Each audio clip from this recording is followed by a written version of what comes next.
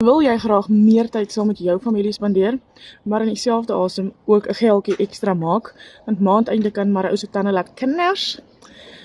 So ek is vanoggend in die bevoorregste posisie. Gister het my ma weer siek geword.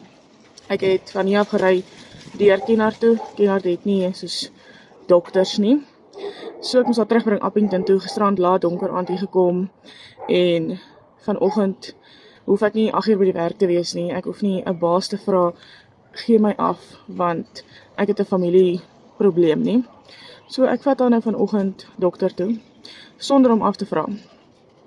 Hoeveel mense kan dit sê, dat hulle kan in hulle kar klim en ry, wanneer hulle familielid of iemand geliefd hulle nodig het? Ek is in die bevoorregte posisie om dit gister te kon doen, en ek is in die bevoorregte posisie om dit vandag te kan doen. So ek is uiters dankbaar. Ek het op hierdie vreemdeling afgekom, op die internet wat ek vertrou het. Want as dit nie vir haar was, sou ek nie vandag my eie aanlyn besigheid gedoen het nie.